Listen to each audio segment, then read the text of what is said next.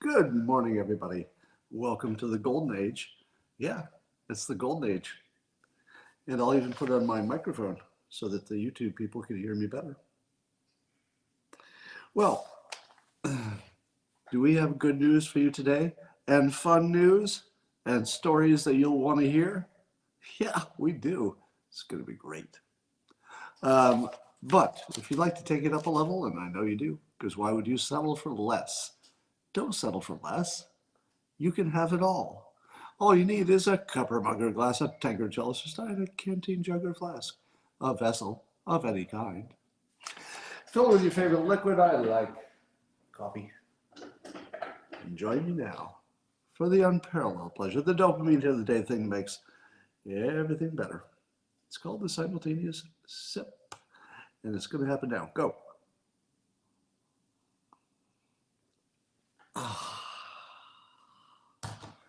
Well, if you made it here on time, you are in for a treat. Because today is the best, funniest, most entertaining news of all time. That's a promise. Let us get right to it. Top of the news, you've heard of the Pegasus spy software that gets on your phone and gets into all of your stuff. And it's so advanced that only governments have access to it. But we found out that there was a flaw, or at least a hole, in the Apple phone operating system that this Pegasus software was taking advantage of. And apparently there are names of people who are allegedly targeted by the software, including a lot of journalists and activists. That's right. Journalists and activists are being targeted by foreign nations to be spied upon, and everything on their phone is accessible to them. Everything. Now, have I told you before that one of the weird things about my life is that you read the news, but I'm often in it. Mac Douglas, I see your comment. Yeah, I mean, you watch the news, but I watch the news and I'm in it. So I read this news about this Pegasus spy program that's targeting activists and reporters, journalists. Am I on that list? And if I'm not, why not?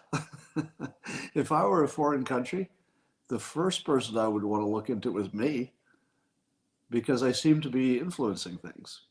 Now, I might not be. It could be an illusion. It could be an illusion. It could be just that everything I try to influence seems to go my way. Maybe. Not everything, of course. Nobody gets everything. But I immediately dropped everything and updated my phone because I guess there's a fix for it. But I'll tell you, I've never updated my software so fast. the moment I saw that, I'm like, okay, drop everything. Because the odds that somehow I've been targeted, just as a person who talks in the media about politics and maybe has some influence, that's some scary shit. Somebody says Jesse Waters mentioned me last night on Gutfeld. I have that recorded and I will watch that today. Well, here's some good news. Are you ready for the good news? Really good news, great news. I'm going to give you the best news today that you've ever heard. You ready? Now, some of you don't think it was a problem, climate change. But suppose you did. Or suppose you didn't think it was a problem, but you'd like everybody to shut up about it, which would be a different kind of problem.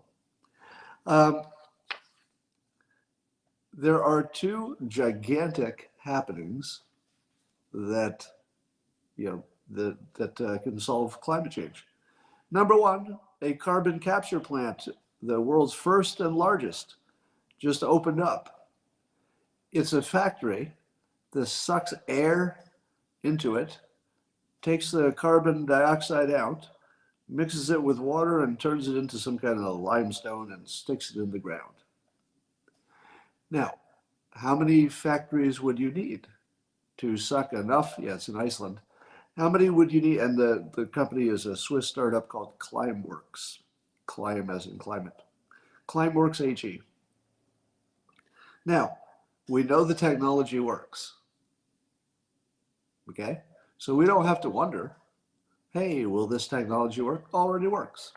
They built the factory. They didn't build a prototype. Hear this clearly. It's not a prototype. It's an actual fucking factory that's taking carbon dioxide out of the air. Now, how many do you need? I don't know.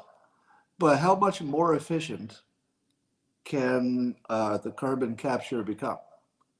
Well, if it's like everything else in the world, it starts out somewhat barely efficient and it just keeps getting better. What happens when our technology for carbon capture goes from kind of works to really good? Problem solved, right? So when you see that it's already apparently economical in some sense, I don't know, I can't imagine that they have a profit. I don't know what, they're not selling anything. So I don't know who's funding it, but it got funded. So it means that somebody has an interest that's large enough to put money into it.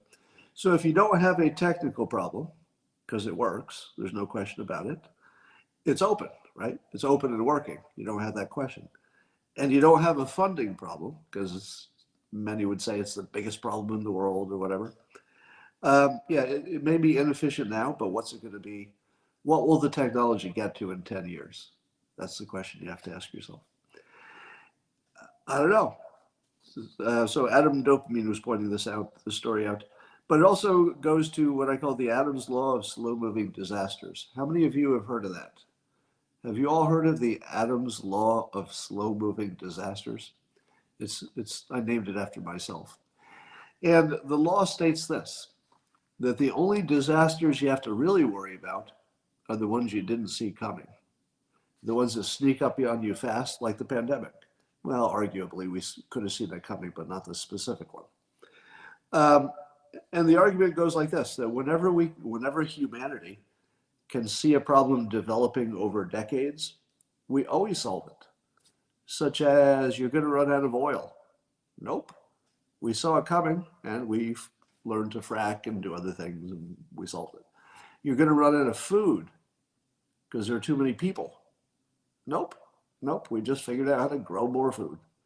The cars are going to pollute the air, and we won't be able to breathe. Nope. We just changed some laws and made the smoggy cars go away, and it's much better now, right? So basically, every time you find a problem, how about the ozone hole in the atmosphere? So when I was a kid, the ozone was going to disappear and we'd all be fried by the sun. But we knew it would take a long time to happen. And so we changed some laws and got rid of aerosols, and we're fine. So climate change is the prototypical example of that, because we're looking at an 80-year kind of time frame, and granted it's the first 20 that might be critical, but it's a lot of time by human standards. That's a lot of time. And the odds that we will figure out workarounds for it are really good. So, am I worried about climate change? No, because everybody else is. If everybody else was not worried about climate change, I might be worried about it. Because I'd be like, hey, I'm not positive this is going in the wrong direction, but it might, and nobody's doing anything about it. But if you tell me we've got decades to work on something, and everybody knows it's a problem, or let's say most of the scientists and most of the industry believes it's a problem, some of you maybe not, but that's exactly the situation that makes me feel comfortable. My ideal situation is there's a problem that will take decades to materialize, and we're working really hard to fix it already. That's a good situation. Golden age, here we come. Now, here's the second part of that. I'm all about the good news today. Are you feeling better? Do you feel a little optimism today? All right, here's the second part. If you've been watching Michael Schellenberger talk about green energy being not as useful as we hoped it would be, and that nuclear energy actually is the only really feasible way to give us all the energy we need in the future, with other sources, of course, but we can't not do nuclear power, and we need it for space and blah, blah. But here's the thing. In the history of humanity, or at least let's say your lifetime, have you ever heard of a major debate, let's say a public debate where there are definitely people on both sides, like really dug in? Take abortion. Abortion would be where there's two sides, really dug in. Take socialism. Two sides, really dug in. Nothing's going to change. And that defines most of our topics, right? Somebody says there's three sides in some cases, okay. But I'm simplifying for this. Wouldn't you say that over your entire life, you've never seen a major debate with two sides where somebody just won the debate? And the other side said, oh, okay, you're right. Can you think of any case where that's ever happened? It's happening right now. Do you see all the protesters protesting against the building of nuclear power plants? Nope. Do you see all the people going on television and saying we should close all of our nuclear power plants? Nope. No. Do you know why? Because the debate is over. It's the only time a debate has ever been won that I can think of. You won't even see anybody go on television who's an expert. You know, I'm not talking about some scared citizen, but you won't see any experts on television saying we shouldn't build nuclear power plants. Because if you got an expert associated with the right, political right, they'd say, yeah, nuclear power plants. But if you got somebody associated with the left, let's say Joe Biden, he'd say yes on nuclear power plants. Have you ever seen this before? And by the way, I credit Michael Schellenberger for, I don't know, maybe most of this change, because he's worked this harder than I've seen anybody work any topic ever, and more effectively, by the way. His communication skills are through the roof. Rarely do you see somebody with that kind of communication skill who gets a bite on a topic and just drives it down to ground. But I think he did. I mean, he's testified to Congress enough and credibly and persuasively that you don't even see politicians railing against nuclear power, do you? Because I think it would be embarrassing at this point. Now, if you're a little behind the information here, the quick version is this. If you are worried about storage of nuclear waste, basically solved. They just store it in big barrels right on site, and they don't ship it anywhere. When was the last time you heard a big story about a gigantic problem of where to store nuclear waste? It's just not a problem. They just store it on site. Problem solved. And how about, I see Fukushima and listed there. And how about the problem of safety? Because you don't want something like a Fukushima, melting down or something, right? Were you aware that no modern designed nuclear energy plant has ever had a death or a meltdown? Fukushima is old design. Because you don't want something like a Fukushima, melting down or something, right? Were you aware that no modern designed nuclear energy plant has ever had a death or a meltdown? Fukushima is old design. You wouldn't build that today.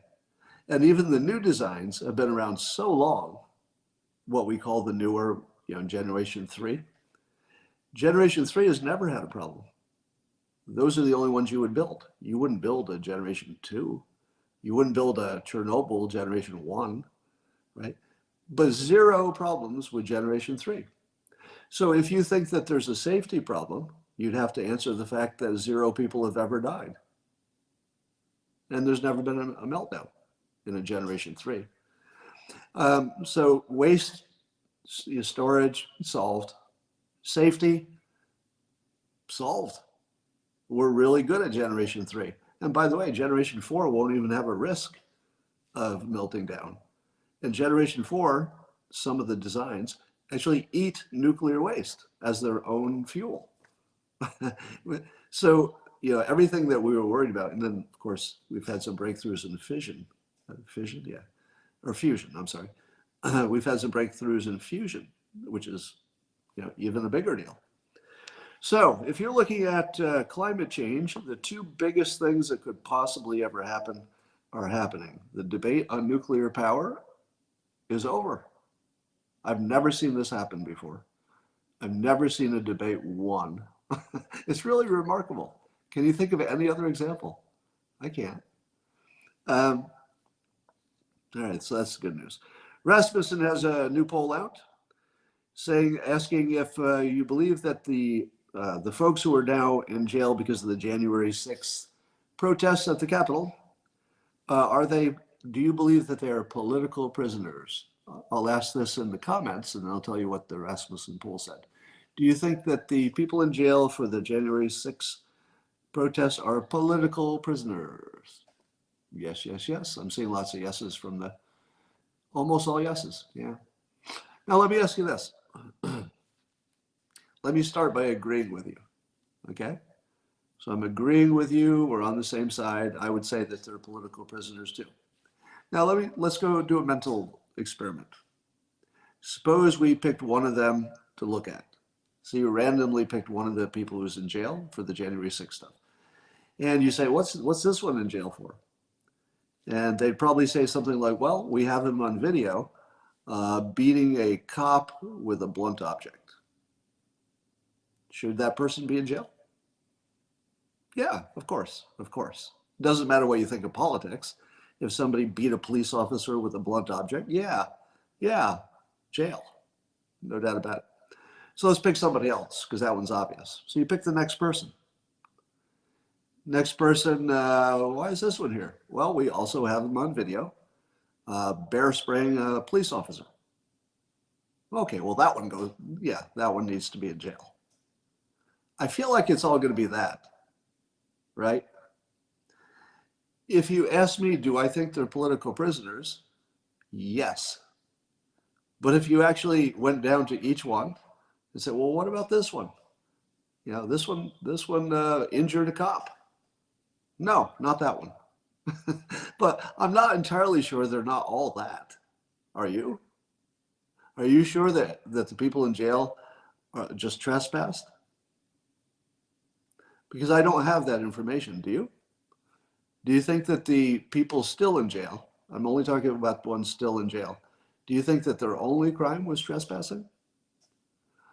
Now, the Viking horn guy is an interesting case because I don't know that he did anything. Did the Viking horn guy do anything but trespass? So let's put it this way. If there are people who are in jail for just trespassing, then clearly they're political prisoners. But I would imagine they would all be out on bail by now, wouldn't they? So I feel like I'd need to know a little bit more about that. But emotionally and at the high level, yeah, political prisoners. And you know what? Even if they're not, even if you dug down and found there were specific charges that even you would say, oh, okay, that's a specific charge. It still feels like political prisoners. I swear to God, even if you told me the story for every one of those people, you said, all right, look at it. Here's every one of these people. Look at their story. You tell me that they should not be in jail. And I'd say, well, maybe they should be, this one. And yet still, I think it's political prisoners. Like I have two opinions that don't even fit together. Yeah, they might be actually violent people. And they're also just political prisoners. I can't help it. I'd love to tell you that I have a consistent opinion, but I don't. Those two things don't fit together, and yet I hold them both as truths. So I don't know if you're different. But anyway, Rasmussen's result was that 49% of the respondents said they agreed strongly or somewhat that the January 6 people are political prisoners. Let that sink in a little bit. Half of the country thinks we're holding political prisoners. Now, I don't know if that's just a like a political answer to a poll, because it might be. You know, people answer polls the way they want politics to bend. I'm not sure it's their actual opinion that every person there is a political prisoner, but like I said, I have that opinion, even if the facts don't support it. Like somehow my opinion is completely divorced from any facts, and I don't care. I don't even know what that means. I don't know what that says about me. What's it say about me that on this topic, I don't care if the facts support my opinion? Have you ever had that feeling where you didn't care if the facts were on your side? It wasn't going to change your opinion?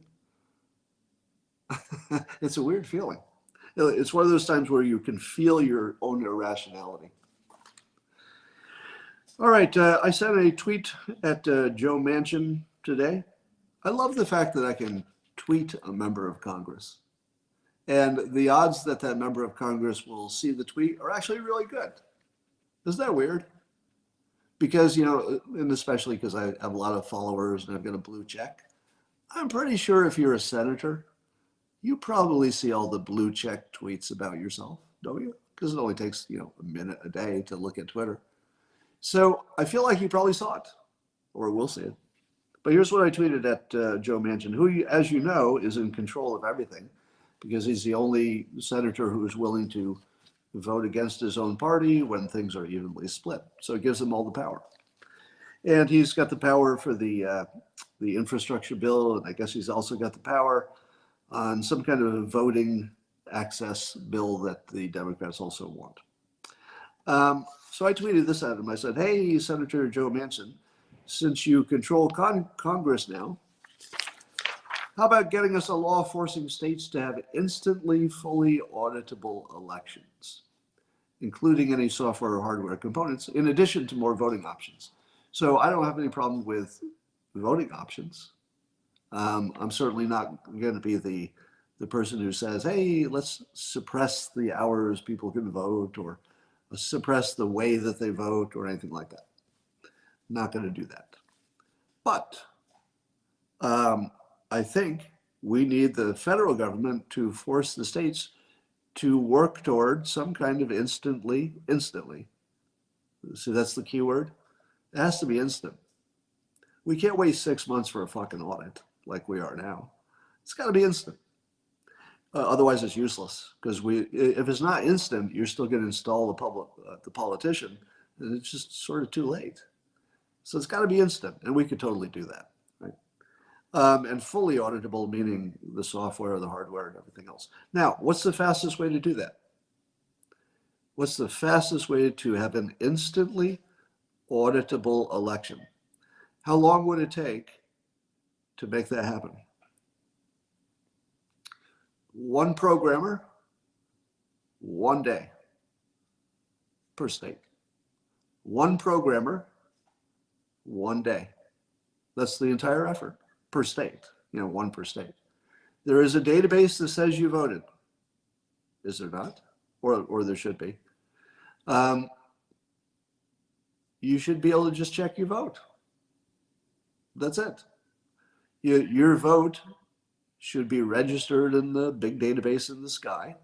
And as soon as you vote, you know, wait 5 minutes or whatever, you should be able to hit an app and it should tell you what happened to your vote. Now, you might say to yourself, wait a minute, ID is the problem, right? Because you don't want a person's identification matched to their vote. How hard would it be to fix that? Add 5 minutes. Add 5 minutes. Because you want to store in the database a secret code that does identify the person, but only they can unlock it. You know, they've got the key. So the person who did the vote is the only person who can identify their own vote on the system because they've got the matching key. How hard is that? All right, now, of course, I'm exaggerating. It's not 5 minutes. Everything takes a year, but we should be working toward it. If you think it can be done, of course it can be done. Of course it can. It's not, I mean, conceptually, it's not even difficult. I just told you how to do it. All you need is for people to be able to track their vote. Now, the only thing it wouldn't catch is fake votes, right? Am I right? The only thing it wouldn't catch is a fake vote. But could you engineer a solution to that by randomly querying people who voted to find out if they're really the real person? So you'd have to have two ways to look. One, to make sure that if you are a real person who voted, that your vote got registered the way you wanted it to. But secondly, if there are votes that are fake people, that you can randomly, not all of them, but randomly you can query the real person and say, your vote was registered, did you vote? I feel like it's doable. And I think Joe Manchin might be the only person who has enough power to make it happen. Stick that in there as a requirement. By 2024, you have to have a fully auditable system or whatever. There would be your golden age if we could get that done. There's a video that I tweeted around that I highly recommend just because it's fun to watch. In China, they demolished 15 skyscrapers at the same time. And there's a video of it looks like maybe a city block or something. So there were 15 skyscrapers that they built, but never had any occupants for, and they didn't finish them. So I guess they got, the basements got flooded and maybe they became unsafe or something. So it was no longer practical to finish them. So they blew them up. Now, I guess this is not the first time they've done massive multiple building destructions. They've done it in other places where they were clearing out buildings. I think they've done like 36 at one time. But watching 15 skyscrapers blow up at the same time, you know, because they blow up in a controlled explosion so that they just sink into the dust. It's really cool.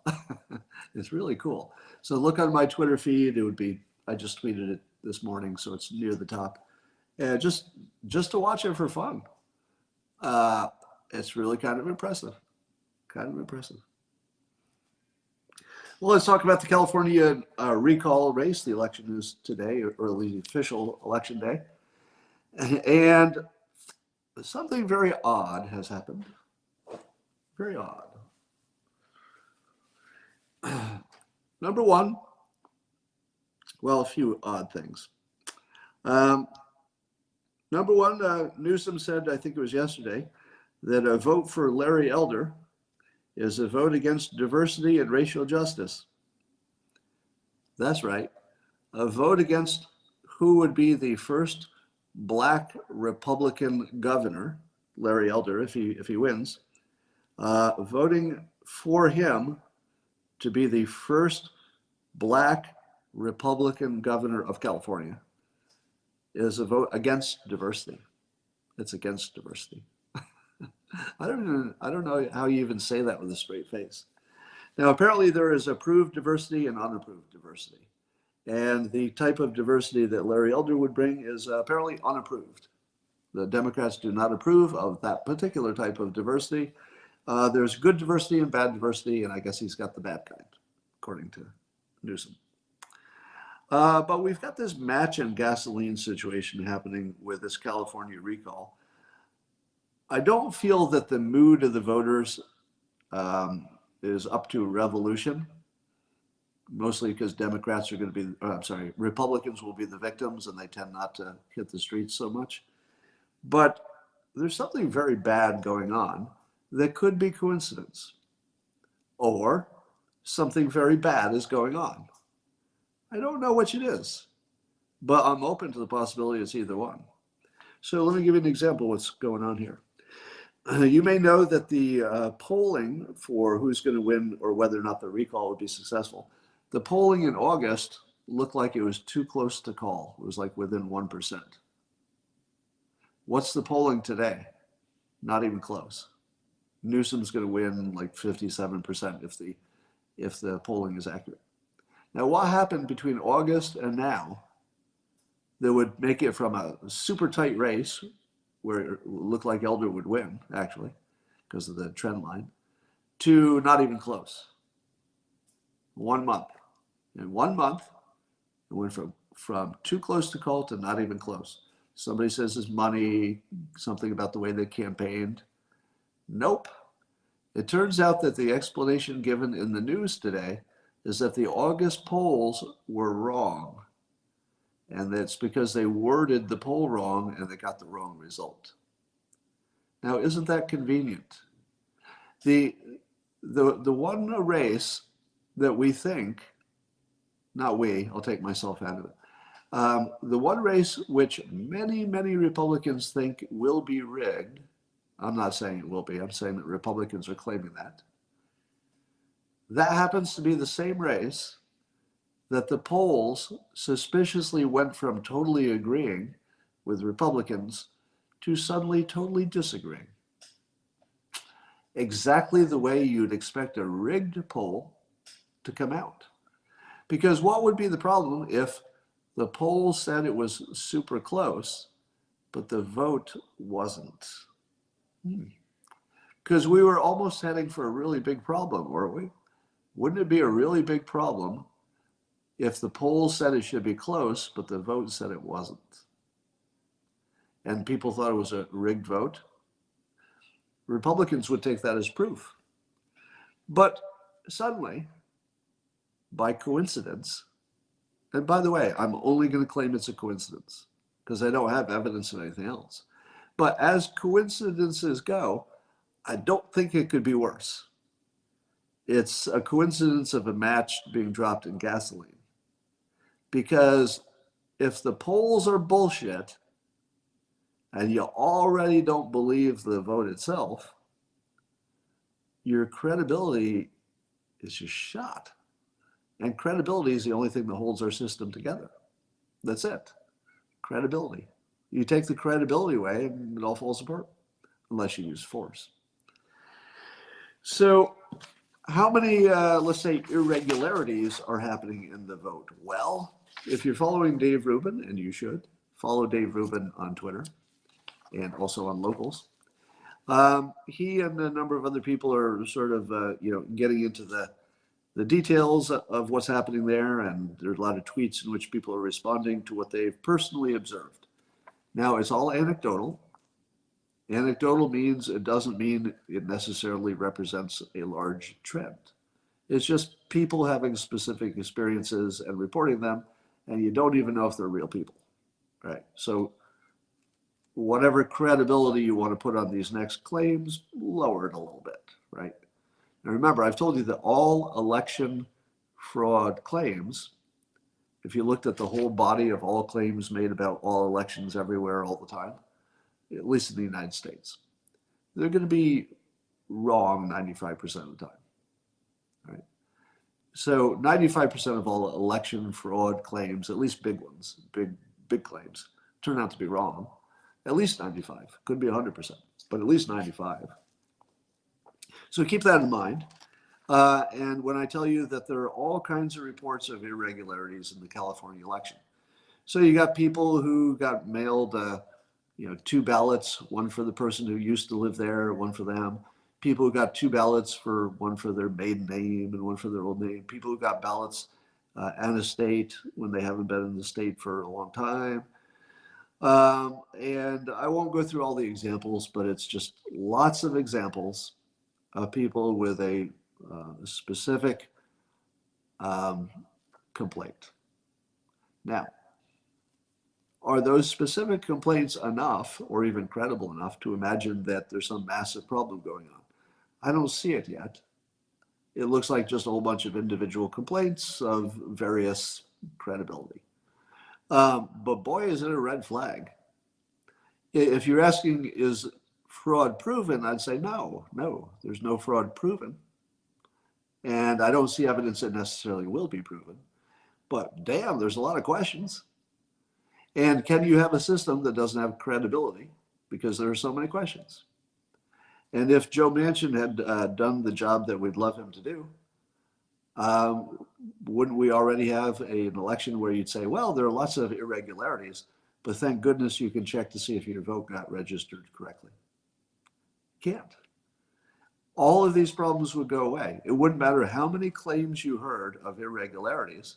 As long as you could check your own vote, you'd be pretty happy. Yeah. Please provide data for your 95% false claim. That's observational. It's not based on data. So I observe over the years that if you watch the claims and then you just wait long enough to see if they get proven or disproven, they're 95% of the time they'll be disproven. So that's exactly the experience we had with the 2020 election. I mean, I haven't seen any that were proven, but certainly were a lot of claims. All right. And apparently there's one story that's that 70% of the voters somewhere were being turned away because the system said they had already voted. And then there was a claim that it was a software problem. But then there was a clarification that it was more about a out-of-date poll book. I don't know what an out-of-date poll book is or how that fit into the story, but let's say that they do know that was the problem. It turned out it was more like a handful of people, and they figured out what the problem was and they fixed it. I think it's being reported as a massive problem, where it might have been just an anecdotal thing that one area screwed up a little bit. So I wouldn't be too worried about that. Anyway, there are massive, let's say, reports of individual problems, but I haven't seen enough of the same kind of problem to suggest massive fraud. Now, what are the odds that Republicans will believe there was massive fraud in the California election? It's 100%. Because even Trump weighed in on this and said, he said, does anybody really believe that the California recall election isn't rigged? That's what Trump asked.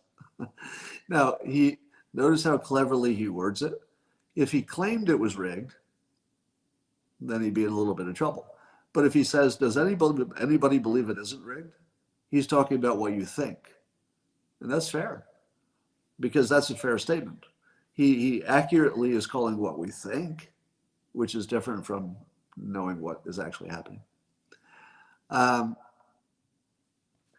So I don't know if anything's going to blow up based on the result. It does look like Newsom might win unless there's massive Republican turnout, which I suppose could happen. Here's a story that I've been noodling about all day because I didn't think this was true, but I Googled, and I think it is true. Did you know that ice cream is highly recommended for people with dementia? How many people knew that? That ice cream, specifically ice cream, is highly recommended for people with dementia. Apparently what it does is if your dementia is causing you to get worked up and angry about stuff, which is the most common or one of the most common side effects of having dementia, apparently the ice cream just puts you in a different head. It just, as soon as you start eating the ice cream, your brain just says, ooh, ice cream, and then you relax. And all of your extra anger from the dementia just seems to go away. Now, I didn't think this was a real thing until I Googled it and saw, oh, it's actually recommended. Now let's talk about Joe Biden. They literally send him out for ice cream. And he loves his ice cream. Yeah, all right. So I think this ice cream thing, how can we ignore his dementia at this point? It's kind of obvious, isn't it? Kind of obvious. All right, there's a lot of, I see a lot of chatter about personal choice and vaccines. And some people saying, whether or not the vaccinations are a good idea or a bad idea, it should be a personal choice whether you take them. To which I say, no, it never is. These things are just power. There are a lot of issues that we act as though, we act as though if we made a better argument, we could win. But it's never about that. The vaccinations are about power. If the people who want everybody to get vaccinated have more power, then maybe it'll happen. And if they don't have enough power, it won't happen. And it has nothing to do with what's right or wrong. We should just figure out who has more power and just go with that. Let's talk about your balls. So the big story is that Tucker Carlson did a segment talking about Nicki Minaj's tweet, in which Nicki said that her cousin's friend's testicles swelled up after getting the vaccination, and it made him made him unable to have children and caused his planned wedding to be canceled. Now, there are many funny things about this story, and I don't know where to begin.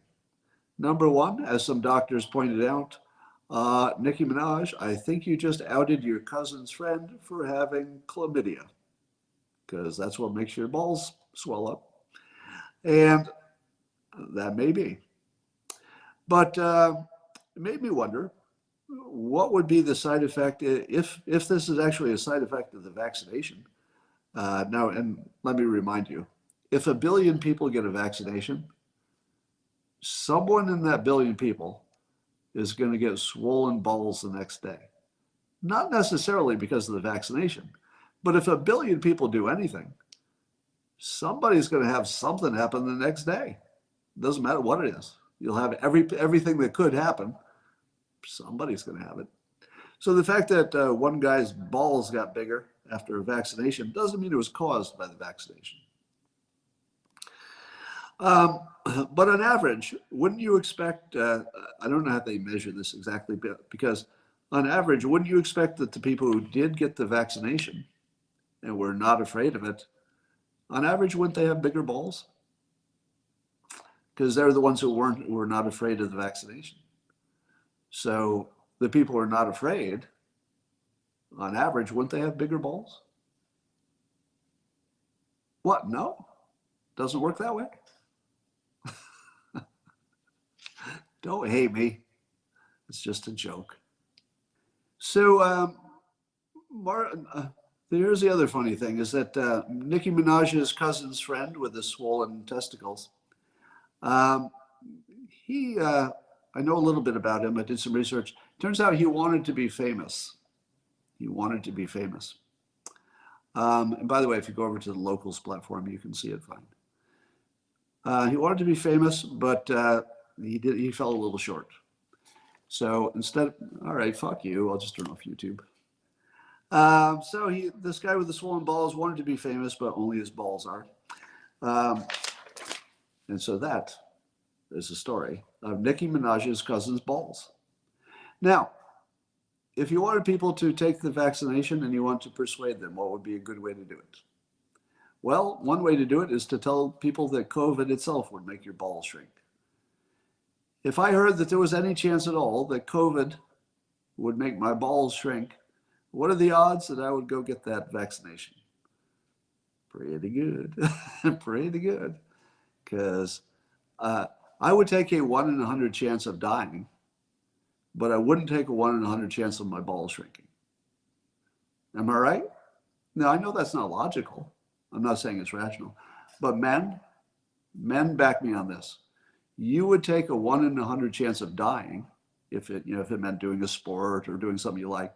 But would you take a 1 in 100 chance of your balls shrinking? Yeah, you might not. So persuasion-wise,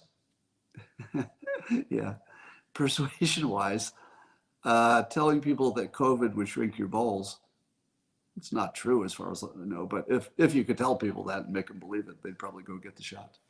All right, I got to go do some other things. And I will talk to you later. Sorry about the YouTube thing. Thorium doesn't need a water supply. Yeah, China's testing in the Gobi Desert. Excellent. Hope it works out. And I will talk to you all tomorrow.